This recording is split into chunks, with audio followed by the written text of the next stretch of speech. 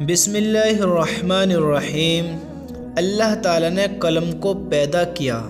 اللہ تعالیٰ ہمیشہ سے ہے اور ہمیشہ رہے گا۔ ہر چیز کو اللہ تعالیٰ ہی نے پیدا کیا اور ایک دن اسی کے حکم سے ساری کائنات ختم ہو جائے گی۔ قرآن پاک میں اللہ تعالیٰ فرماتا ہے کہ ہر چیز ختم ہو جائے گی اور صرف آپ کی عزت و بزرگی والے رب کی ذات باقی رہے گی۔ حضرت عبادہ بن صامت رضی اللہ تعالیٰ عنہ بیان کرتے ہیں کہ رسول اللہ صلی اللہ علیہ وسلم نے ارشاد فرمایا، اس دنیا کی تمام چیزوں میں سب سے پہلے اللہ تعالیٰ نے قلم کو پیدا فرمایا اور اسے لکھنے کا حکم دیا تو اس نے عرض کیا، اے میرے رب میں کیا لکھوں؟ اللہ تعالیٰ نے اسے قیامت تک کی پوری کائنات کی تقدیر لکھنے کا حکم دیا۔ پھر اس نے اس وقت سے قیامت تک ہونے والی تمام چیزوں کو لکھ دیا۔ ایک دوسری حدیث میں رسول اللہ صلی اللہ علیہ وسلم نے فرمایا، اللہ تعالیٰ نے مخلوق کی تقدیر جو زمین و آسمان کی پیدائش سے 50,000 سال پہلے لکھا ہے، اس وقت میں قیامت تک دنیا میں جو کچھ ہوتا ہے یا ہوگا، قلم ان چیزوں کو حکم خدا بندی پہلے ہی لکھ چکا ہے۔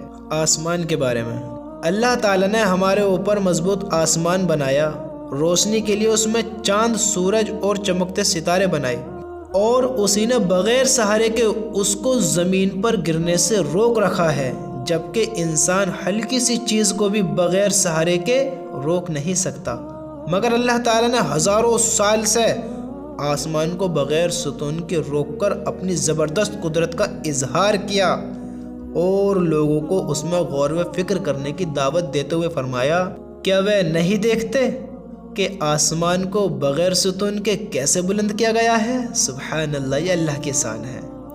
چند باتوں پر ایمان لانا۔ رسول اللہ صلی اللہ علیہ وسلم نے فرمایا، جب تک کوئی بندہ ان 4 باتوں پر ایمان نہ لائے تو وہ مومن نہیں ہو سکتا۔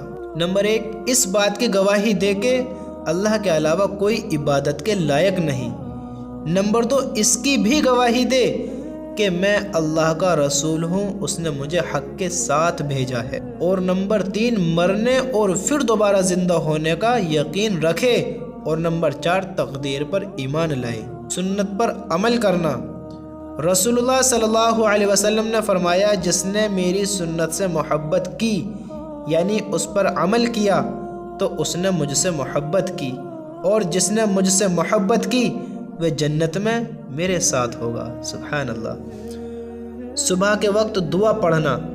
رسول اللہ صلی اللہ علیہ وسلم نے فرمایا، جو شخص صبح کے وقت یہ پڑھے گا شام تک وہ شیطان سے محفوظ رہے گا۔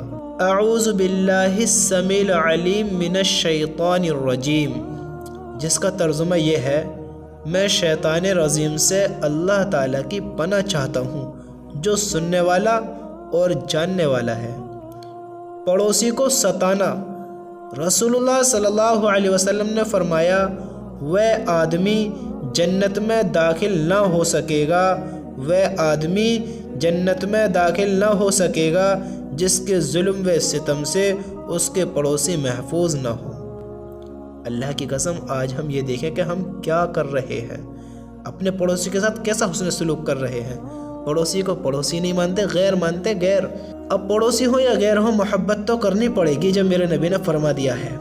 رسول اللہ صلی اللہ علیہ وسلم نے فرمایا، وہ آدمی جنت میں داخل نہ ہو سکے گا جس کے ظلم و ستم سے اس کے پڑوسی محفوظ نہ ہو۔ اللہ کے واسطے پڑوسیوں سے محبت کرا کرو، اللہ کی رضا کے لیے، جس سے بھی کرو اللہ کی رضا کے لیے۔ حلال اور حرام کو سمجھو۔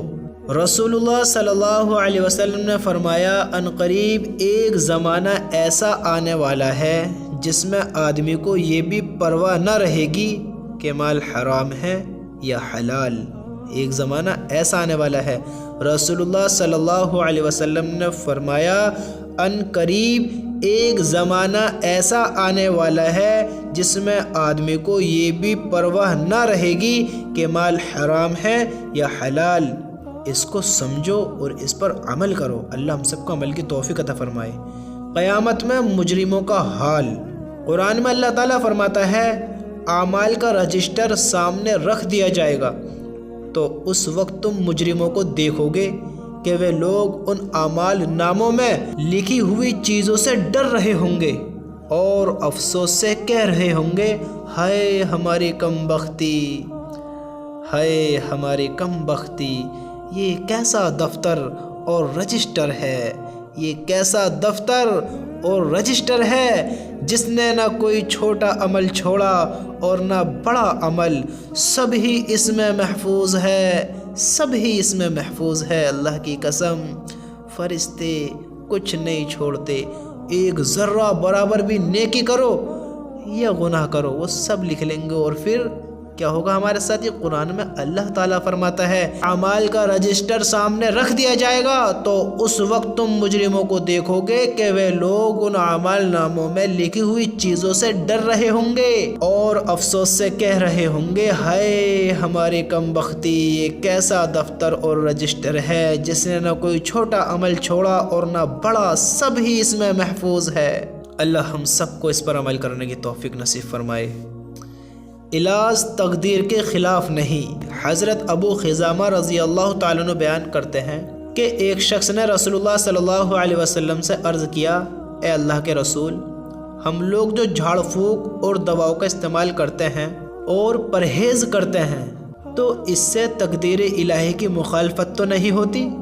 رسول اللہ صلی اللہ علیہ وسلم نے فرمایا یہ بھی تقدیر الہی ہے۔